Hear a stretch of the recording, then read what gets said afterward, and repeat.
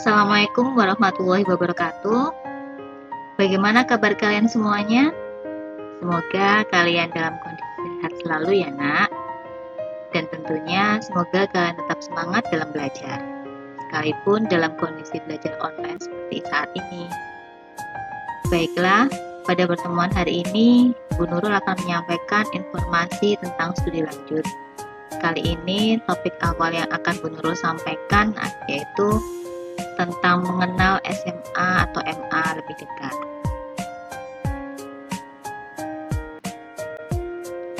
Tujuan dari layanan kita hari ini adalah pertama, kalian memahami bagaimana karakteristik pendidikan di SMA maupun MA. Yang kedua, kalian mampu mengidentifikasi kekuatan dan kelemahan yang ada dalam diri kalian.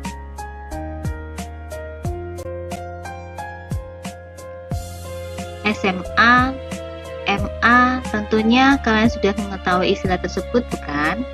Ya, SMA adalah sekolah menengah atas, sedangkan MA adalah madrasah aliyah.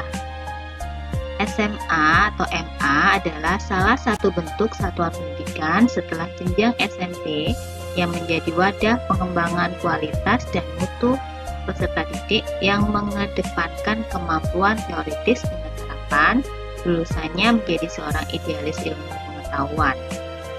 Untuk SMA cenderung lebih pada mata pelajaran secara umum, sedangkan MA di sini untuk mata pelajaran agama dibahas secara detail dalam pembelajarannya.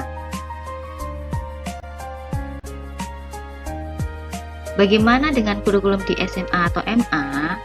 Kurikulum di SMA atau MA berikut yang akan Bu Nurul sampaikan adalah berdasarkan kurikulum 2013 atau sering disebut dengan K13. Kurikulum di SMA atau MA terdapat 3 kelompok mata pelajaran, yaitu yang pertama kelompok mata pelajaran wajib. Di antaranya terdapat mata pelajaran pendidikan agama dan budi pekerti, pendidikan kewarganegaraan, kemudian bahasa Indonesia, matematika, sejarah, dan bahasa Inggris. Untuk kelompok mata pelajaran kedua yaitu mata pelajaran wajib atau B. Di sini ada mata pelajaran seni budaya, prakarya, pendidikan jasmani, olahraga, dan kesehatan atau PJOK. Yang ketiga yaitu kelompok mata pelajaran peminatan. Dalam kelompok mata pelajaran peminatan ini akan kita bahas pada slide berikutnya ya nak. Untuk MA terdapat mata pelajaran tentang keagamaan seperti yang Bu Nurul sampaikan sebelumnya tadi ya. Jadi SMA atau MA itu perbedaannya ada di pelajaran agamanya. Jika di MA semua mata pelajaran agamanya dibagi menjadi beberapa bagian dan dikupas atau dibahas secara detail. Selanjutnya, kelompok peminatan di SMA atau MA. Istilah peminatan ini lebih sering kita sebut atau kita kenal dengan jurusan.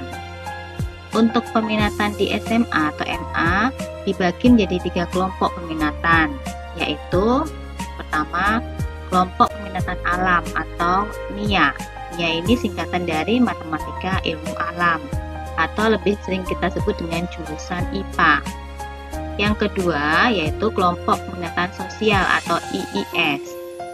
IIS ini adalah istilah dari ilmu sosial atau sering kita sebut dengan jurusan IPS. Yang ketiga, kelompok peminatan bahasa dan sastra. Di kelompok peminatan alam atau IPA, apa saja sih yang sering dipelajari selain kelompok mata pelajaran wajib A dan B? Ya, yang dipelajari di kelompok peminatan alam atau MIA atau IPA ini adalah matematika, fisika, kemudian ada biologi, dan juga kimia. Tadi di kelompok wajib A juga ada matematika ya. Di kelompok peminatan alam ini, di pembelajaran peminatannya atau di materi peminatannya juga ada matematika. Matematika yang di kelompok wajib A dengan matematika yang di peminatan ini beda ya nak. Yang di kelompok wajib A adalah matematika dasar. Jadi untuk matematika dasar peminatan IPA, IPS maupun bahasa juga mendapatkan matematika dasar. Sedangkan di kelompok peminatan ini, matematika di sini adalah matematika. Berikutnya yaitu kelompok peminatan sosial atau jurusan IPS. Apa saja mata pelajaran yang termasuk di dalamnya? Yang pertama adalah sejarah, kemudian ada geografi, kemudian ekonomi, dan selanjutnya adalah sosiologi dan antropologi. Ini adalah kelompok peminatan di peminatan sosial. Bagaimana dengan kelompok peminatan bahasa dan sastra?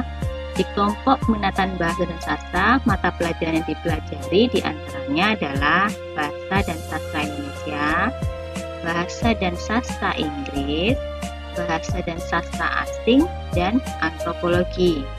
Untuk bahasa dan sastra asing ini pada setiap sekolah berbeda-beda, tergantung pada sekolah tersebut memfasilitasi bahasa asing apa atau mempelajari bahasa asing apa. Apakah bahasa Jerman kah? Atau bahasa Perancis kah? Atau bahasa asing lainnya. Jadi masing-masing sekolah berbeda-beda ya untuk peminatan bahasa, khususnya di bahasa dan sastra asing ini. Berikutnya di SMA kalian akan mendengar istilah lintas minat. Apa sih lintas minat itu? Ya, lintas minat adalah program kurikuler yang disediakan untuk mengakomodasi perluasan pilihan minat, bakat, dan atau kemampuan peserta didik dengan orientasi penguasaan kelompok mata pelajaran keilmuan di luar pilihan peminatan kelompok mata pelajaran. Di sini Bu Nur akan jelaskan pada slide berikutnya ya, Nak. Kelompok peminatan alam atau MIA.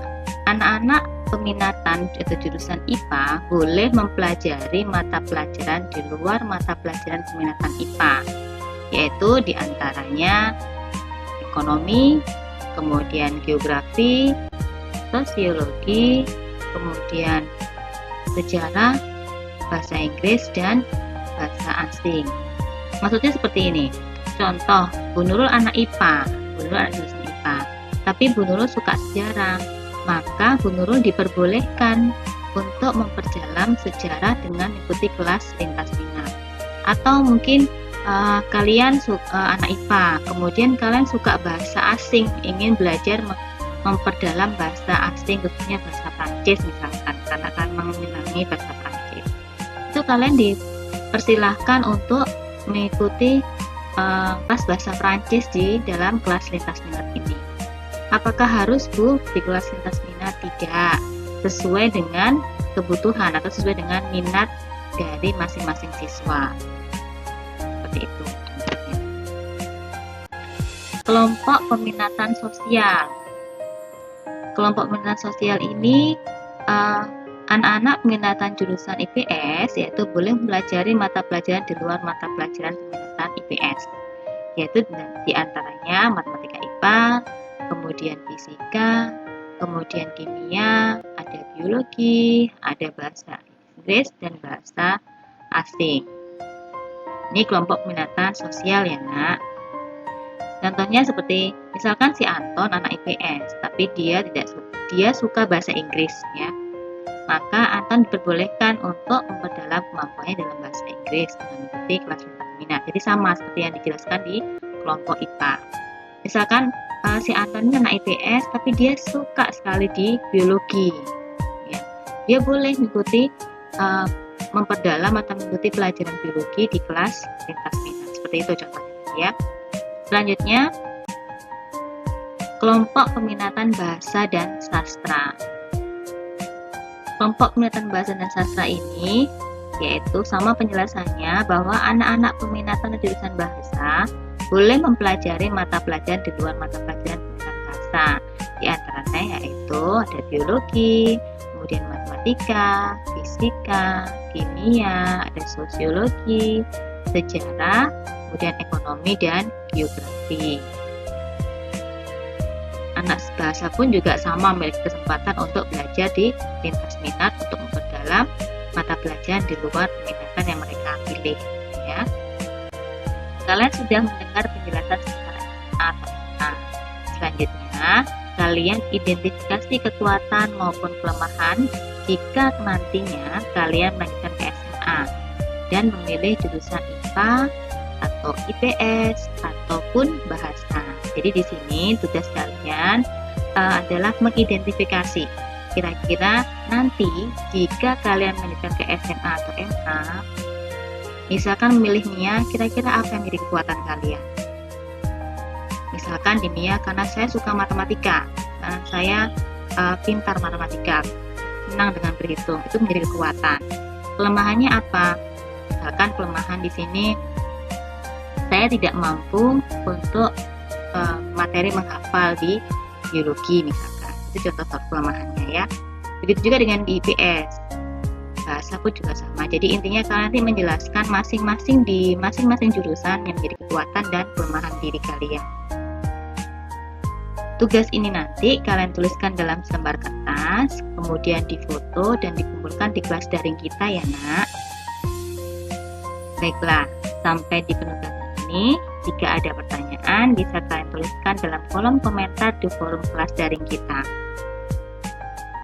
Penjelasan dari guru seputar SMA atau MA. Sampai jumpa di materi selanjutnya. Selalu pesan Bu Nurul, tetap semangat ya nak. Terima kasih atas perhatian kalian. Saya akhiri pertemuan kita kali ini. Wassalamualaikum warahmatullahi wabarakatuh.